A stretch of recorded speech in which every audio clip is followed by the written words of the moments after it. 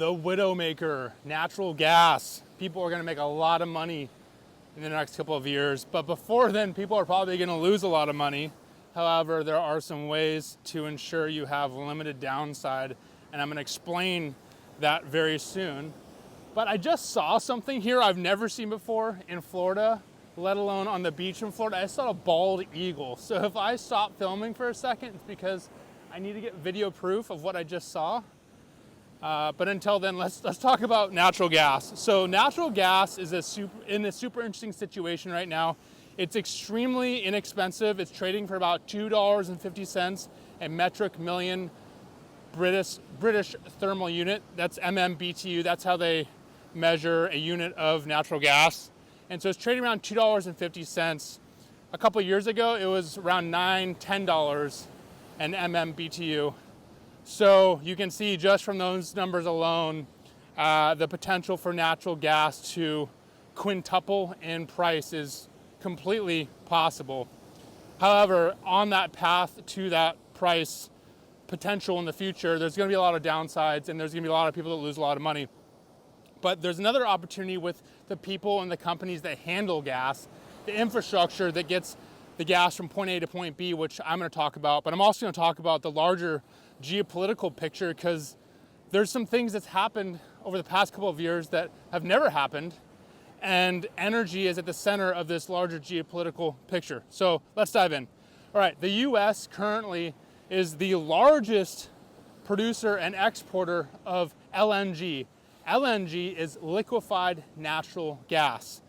What they do is they take the gas, natural gas, and they chill it down to about negative 260 degrees Fahrenheit. And what that does, it makes the gas 600 times smaller. So it turns it from gas to liquid. And when you have a much smaller amount, it's easier to transport. Obviously it's heavier because it's a liquid, but you can put that liquid on ships and ship it from point A to point B. So this process of liquefying the natural gas creates an opportunity for the US to export natural gas around the world. Now this process is expensive, but also it's extremely technical, because I'm sure, as you can guess, taking gas and liquefying it by chilling it takes one processing center. Putting it on a ship requires you to keep that gas chilled, and then wherever you go to take the liquid off and regasify it, you have to have a facility that is sophisticated enough to actually do this. So that whole process is where a lot of the money is going to be made, it's in these handlers of the LNG. So the US is currently the largest exporter of LNG, and they're providing Europe about 66% of the total exports from the US into Europe.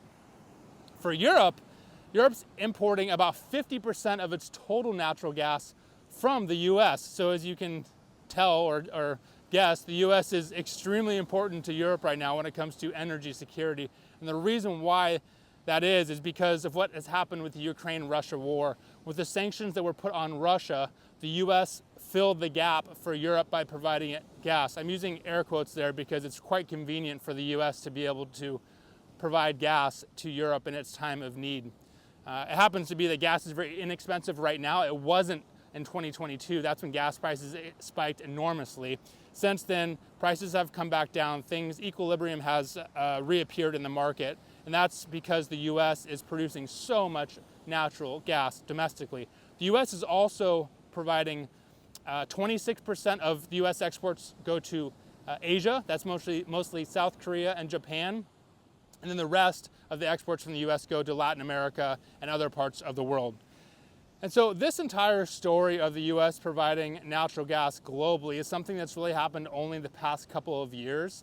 And that's because the US has really never had an excess of natural gas. They've mostly consumed it domestically. And just a couple of years ago, that flip-flopped, where the US has an excess, more than enough to use domestically and to supply internationally. So geopolitically, this has put the US in a situation where they can, I don't want to say levy power over other areas of the world, but as you could probably guess, the US is in a powerful situation, being able to provide energy security to certain countries in exchange for whatever the US wants. And that's what the US is doing right now currently with Europe. There's a bit of a game going on with the US providing energy security to Europe in return for certain things that the US may want. And that's also going on in South Korea and Japan.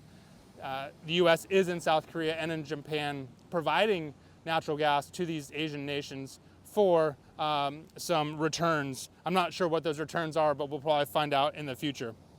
All right, there's another big story, and that's happening domestically with the US, and that's because the US is increasing its energy consumption, not only because the world's becoming more electrified and people in general are just using electronics. We have electrical vehicles, we just have a bigger strain on the power grid, but also because of AI centers, AI data centers. And these data centers, which are popping up all over the US, are huge, huge, huge consumers of electricity. I've previously made a video about how Amazon, Microsoft, Oracle, basically all the major tech companies are looking into nuclear power. In fact, Amazon and Microsoft made two huge announcements about how they're partnering with nuclear power companies to secure energy generation for these data centers. But the problem is these nuclear power centers are, you can't turn them on overnight, and they're a ways off. They're going to take years to not only build but bring online. What can happen right now is for these tech companies to use power generation that is coming from natural gas. And right now, natural gas is the #1 energy source for the US, for the entire US. So forget about data centers.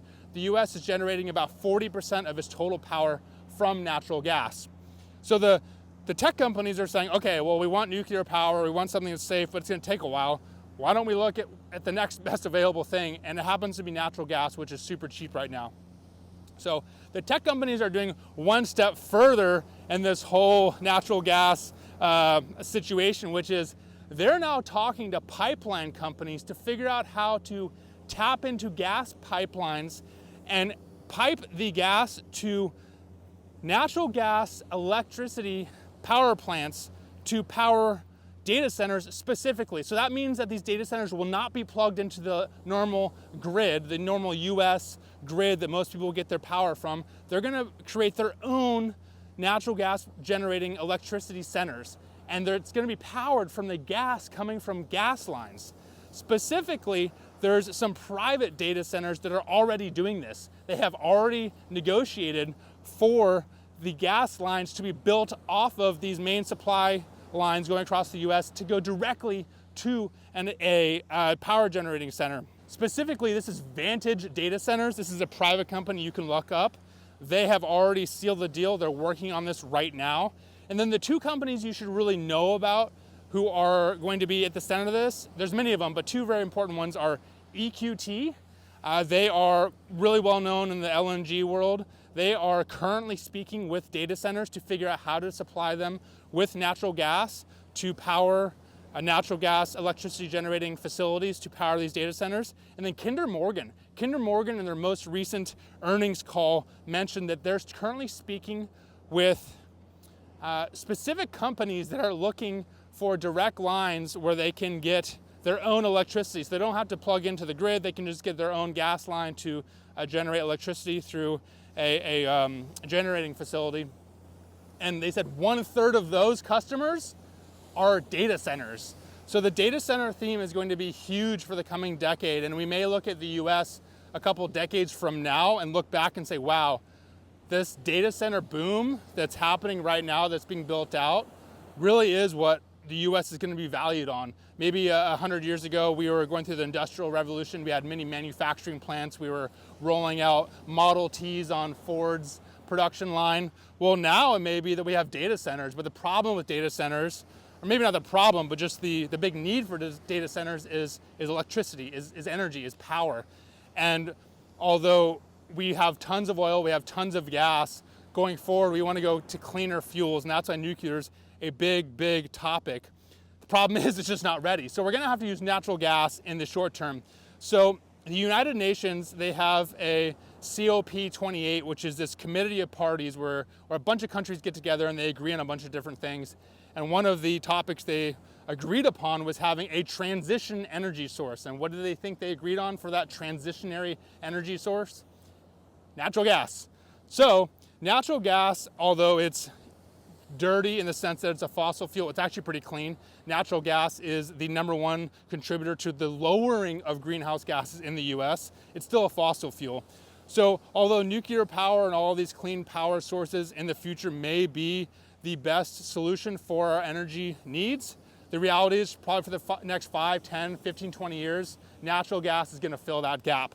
So if you're an investor looking at this, there's absolutely opportunity to make money on the rise of natural gas prices, but there's probably more opportunity to make money on the companies that are handling the gas, that are building the pipelines, the data centers that are going to be using this natural gas. And if a lot of these data centers and energy consumers can lock in specific deals on natural gas powered electricity, they could probably generate a lot of electricity below market price as well. So that's another opportunity to look at. Look at tech companies. They may be getting access to a lot of energy for very, very cheap prices. All right, that was quite a tirade on natural gas. I'm gonna still look for that bald eagle because that's wild. I might hike into the bushes over here and see if I can find it. If I can find that thing around here, I mean, I feel like that's a kind of a once in a, maybe not lifetime, but you'd never see bald eagles around here. Maybe it's because of the hurricane. Maybe they got blown off track. So, all right, see you guys. Check out the ocean now. Still kind of chocolate milk, yucky. See you guys.